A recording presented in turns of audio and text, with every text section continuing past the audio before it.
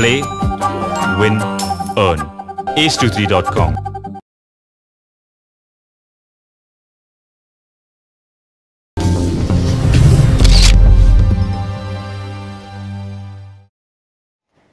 పవన్ కళ్యాణ్ ఓ పక్క సినిమాలు చేస్తున్నా మరో పక్క రాజకీయాల్లో కీలక పాత్ర పోషిస్తున్నాడు.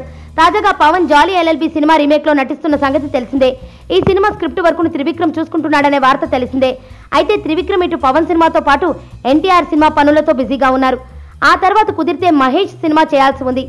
ఇన్ని సినిమాల మధ్య ఆయన్ను మొహమాట పెట్టి ఇబ్బంది పెట్టడం కన్నా వేరే రైటర్ను కూడా లైన్లో పెడితే బాగుంటుందనే ఆలోచనకు వచ్చాడట. దీంతో కంచె, ఖైదీ నెంబర్ 150 సినిమాలకు పనిచేసిన రైటర్ బుర్రా సాయి మాధవ్ అయితే బాగుంటుందని పవన్ సూచించాడట. గతంలో పవన్ నటించిన గోపాల గోపాలకు బుర్రా పనిచేశారు. అప్పటి నుంచి పవన్తో అనుబంధం పెరిగింది. దీంతో జాలీ ఎల్ఎల్బి రీమేక్ కు సాయి బెటర్ అని భావిస్తున్నాడట. నా పేరు ధనుష్ రిషి. అందరూ ముద్దుగా దరి దరి అని పిలుస్తుంటారు. దేవుడికి నా పైన ఉన్న క్లారిటీ, నా బ్యాడ్ లక్ ఉన్న గ్రావిటీ నాకు చిన్నప్పుడే అర్థమైంది. నా లైఫ్లో లక్ ఫ్యాక్టర్ రాంగ్గా ఉండొచ్చు, కానీ లవ్ ఫ్యాక్టర్ మాత్రం చాలా స్ట్రాంగ్గా ఉంది. ఒక మనిషి చేయి చూసి తన జాతకం మొత్తం చెప్పేయగలను.